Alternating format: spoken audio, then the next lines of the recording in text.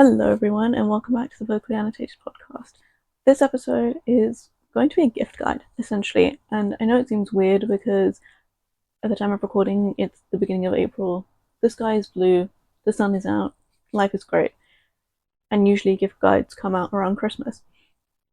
But that's exactly the problem. Like, we don't just give gifts around Christmas, we give gifts all year long, but there aren't enough guides out there accommodating that, and typically when people put out gift guides around Christmas, they'll have the description box stocked full of links for, like, they're showing you things that you can shop, and then they've got the links for those things. But a lot of those things will then be like very Christmassy or otherwise like seasonally appropriate for winter, and it just doesn't work year round.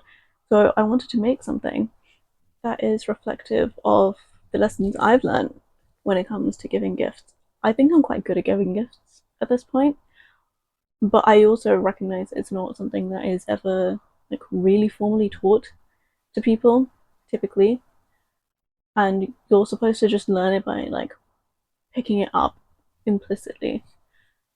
But that doesn't always work for everyone, and it's not always like the best way to do things. So my aim today is to add a bit of structure to the process to make it a bit easier to understand and give more clarity. When it comes to love languages, my primary love language isn't receiving gifts, but I really love giving gifts. And so I wanted to, you know, record this episode to share the things that I've picked up on along the way. Essentially, I've separated the different types of gifts you can give into 4 categories, and I'm going to go through that. So, and to illustrate the points I'll be making, I will be referring a lot to gifts I have given in the past. So there's no real way to get around the fact that this might sound a bit braggy, but also I'm okay with that because I have given people gifts that they've loved, and I love that I've made people happy, and I see no shame in that. I take pride in it. Okay, disclaimers.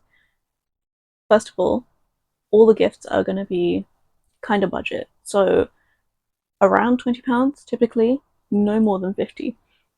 Around Christmas, you see so many gift guides where it's normal for them to recommend gifts that are 3 figures. And I'm like, I'm not spending that kind of money. To me, it seems excessive, especially for Christmas at a time when you're buying gifts for multiple different people and you have to plan accordingly. Even for a birthday or something, I don't like spending that kind of money as a general basis. So all my gift suggestions and options are very much tailored to be around the £20 mark, but max 50. Secondly, when it comes to gift giving, you often see the advice, like the most common advice that you'll see is to give people something that they either already want or they need. I've already taken this into account in each of these categories, so I'm not going to be addressing it each time. That is a given in how I operate when it comes to like giving people gifts. And the third point, as I've already said, I'm going to give examples of gifts I've already given in the past to illustrate the points I'm making, and I'm going to be referring to multiple gifts within each category as I'm talking about them, but I'm going to highlight one in particular to really drive the point home. So I've come up with 4 categories of gift you can give someone. Those are personalized, experiences, a nice version of a daily item, and a piece of art. And we're going to go through each one of those separately. And so as you can see from the categories, they're quite general. And that's because even though I've called this a gift guide, it's more like a guide for thinking about gifts and how to do that. So it's more like a thought process than me linking to any particular products. So starting with personalized gifts, I think this category feels a little bit obvious. Putting someone's name or initials on something is, I think, already an established way of giving a gift. But there's other ways to take it outside the box. So if we're talking about putting people's names on things, this past Christmas I gifted someone a name necklace, but I had her name made in her native language, and she really loved it and she really appreciated it, and I think that's a cool way for her to also be able to highlight her culture, but in a really like subtle and meaningful way. Or if you're going to personalize something with someone's name, depending on what that thing is, you could DIY it. So for example, if you embroider their name on their t-shirt, something that people really love and is very easy to personalize are sets. People love to get sets of things. And I think that whenever I think about like gifting someone a set, that scene, if you've read Candy Floss by Jacqueline Wilson, at the beginning she's gifted a suitcase with a matching stationery set, with a matching top, with matching blah blah blah. Like she's given a whole matching set for her birthday, like travel set. And I guess that's kind of stuck and lived rent free in my mind without me realizing. But I love creating sets for people. Like aside from gifting people like ready-made sets, being able to make those sets for them is really special. So the gift I want to highlight here is a perfume set. And I do have to say that you do need to know the person you're making this for quite well. If you're going to gift it to them, you have to know their preferences and also know that they're not going to take it the wrong way that you've gifted them this.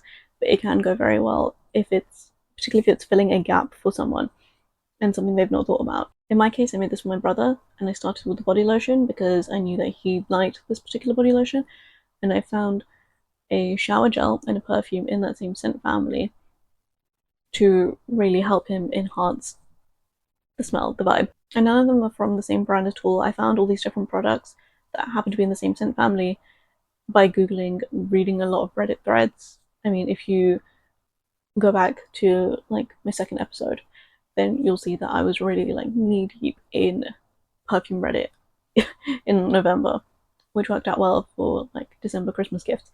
But yeah, I found a perfume that would work with the body lotion that I knew he liked and a shower gel. And my tip here is when giving gifts, often the advice is to like buy someone something nice they wouldn't buy themselves, right? However, I think in this case, make sure the shower gel and the body lotion are more accessible for the person, and the perfume can be a little bit of a like nicer thing that they wouldn't buy themselves, because the shower gel and the body lotion are likely going to run out before another gifting opportunity comes around. And like I personally wouldn't want to give someone a gift that they couldn't really top up for themselves. Whereas I think the perfume is okay if it's a bit more expensive or just less accessible, because it's not going to run out nearly as fast, so they won't need to replace it. And then it also gives you an opportunity to buy that for them again at a later date. In this case, that didn't happen because, as I said, sticking to my £20 budget, and I managed to find a very nice perfume combo that came neatly within that. Again, based on like reading all those Reddit threads. When it comes to experiences, I think people have become a lot more comfortable with the idea of giving experiences as a gift in recent years. And by recent years, I mean like over the last 20 years, from what I've been able to observe, it's become more of a talked about thing. Like you don't want to gift people clutter, you want to give them the experience, and you want to give them the opportunity to spend time together or something for them to do. So often I'll see things like theatre tickets or concert tickets or something like that will be recommended. When I was 16, I was gifted the experience of driving a Ferrari, and that was a really cool 16th birthday present. But I think experiences can take other forms. For example, giving someone a book that you think they'll enjoy is an experience that you're gifting them. You're gifting them the thought and consideration you put in to say, this is a book I think you'll enjoy, and then the experience of reading that book and hopefully if they enjoy it, that's a good experience, right? That you've gifted them. Another one is music playlists, and that's something that can be free, like the whole mixtape concept, or like I guess now it'd be a Spotify playlist. You're giving them the experience of being able to listen to that and enjoy it, right? So it's not as like highbrow, I think, or as like fancy as my initial ideas might have suggested.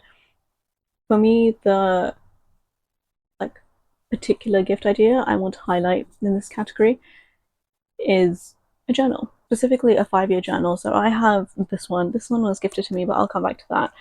But essentially, you have a day that I've opened it to a random day. You have a page for every day of the year. So this particular one is for the 16th of June and the 17th of June. If you're watching the video version of this podcast, it's a bit easier for me to illustrate the point.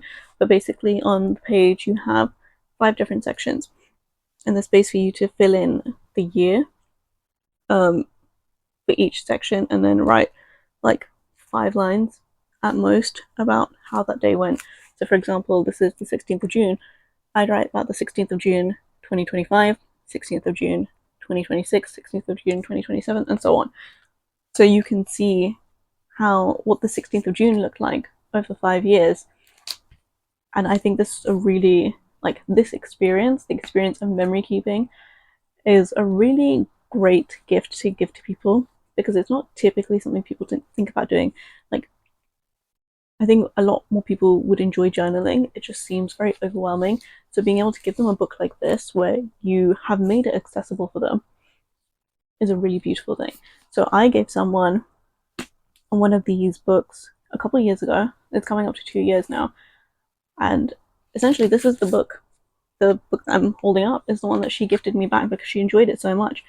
And because she's had it for a couple of years, she said she likes being able to, when she's filling in what she did that day, she can look back and see, like, oh, this is what I was doing a year ago, this is what I was doing 2 years ago, and see how different her life is.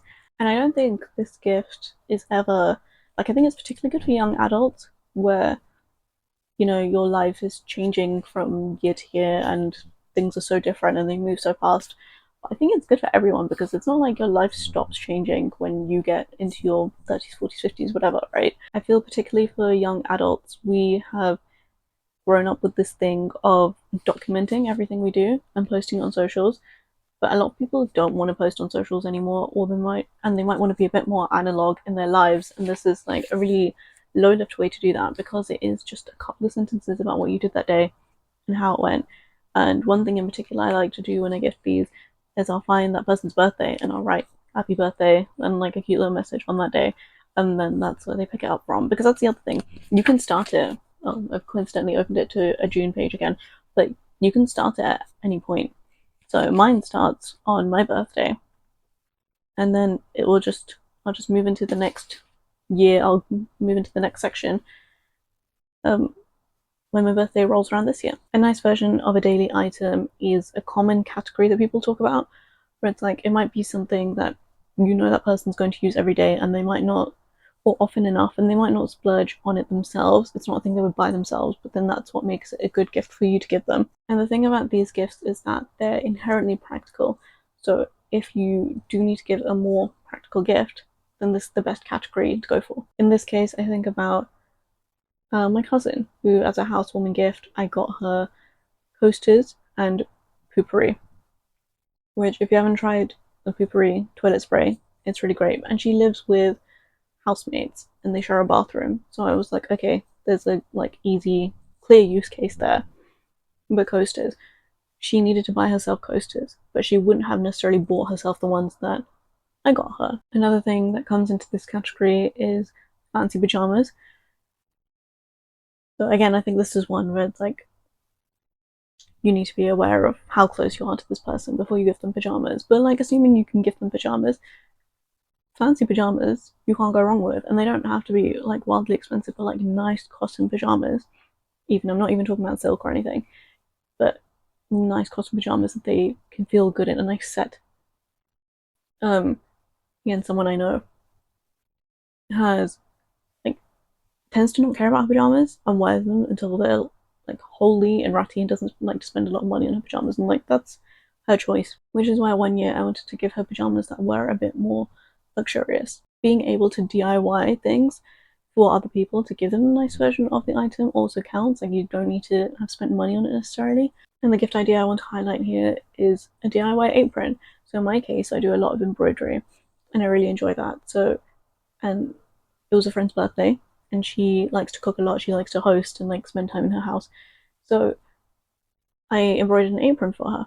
And if she had bought herself an apron, well, she did already have an apron hanging up in her house, and it was plain. It was the standard apron that you would buy, but now it's a nicer version of that item because I embroidered it for her. And last but not least, we come to the fourth category, which is a piece of art. And I think that this one is a bit more niche. I don't know how much this is going to apply to everybody, but personally, I'm very creative. I have a lot of creative hobbies, and so this falls within that. I think giving people art, as is buying art for people, is nice. I guess in my head, I'm thinking about it more as something that you can make for someone else. And art doesn't just mean like stuff that goes on the walls, although that can be a really good gift idea as well if you paint or if you draw and you can make something decorative for someone to put on their wall. I just mean like whatever creative thing you can do that you can gift someone counts as art here. For example, if you knit and you knit someone a jumper or you knit someone a hat and scarf set, that's art. That's you gifting someone your art. If you cook, if you bake, and those are the things that you gift, like that's you gifting art. I know someone who likes to sew, and her husband is a carpenter. So years ago, he built her this cabinet for her to store her sewing machine. But because he's a carpenter and he built it himself, he made it so that the cabinet also opens up so that she can use her sewing machine, like in the cabinet. It opens up into a workspace for her to use the sewing machine, so she doesn't have to move it. And then it also opens out so that she's got a flat surface to put her fabric on while she's working on it. And if that isn't the most genius thing, okay, that is what I mean by like gifting someone a piece of your art. It's also my favorite fallback option when it comes to gifting someone, giving a gift to someone who, where it's like you don't know what to get them. They have everything they could want, or they have access to the things that they could want. So, what do you give them that's unique? You give them a piece of art. For one friend, he needed a gift for his granddad, and he was like, I have no idea what to get this man because he has everything he needs. And I was like, well, he's old, so he'll probably appreciate a handkerchief. Why don't you embroider his initials into it? And he was like, I don't know how to do that. So I did it for him, and he gifted that to his granddad. And apparently, the guy absolutely loved it, went wild over this handkerchief. And my friend was like, okay, I wasn't expecting this kind of reaction, but cool, I'm really glad you're happy. Yeah, embroidered handkerchiefs is something I really like to give to people because it's relatively easy for me to do, but like people love seeing their initials on a handkerchief that they can now use, and it's practical, right? The specific gift I want to highlight for this category is drawings. So as a kid, I used to draw a lot, like all the time. That was my basically the only art form that I liked and I engaged in. Now I don't do that. I don't really draw. I don't feel compelled to do it in the same way. I do a bunch of other things, like I will flip between knitting and embroidery, and I want to learn a bunch more things.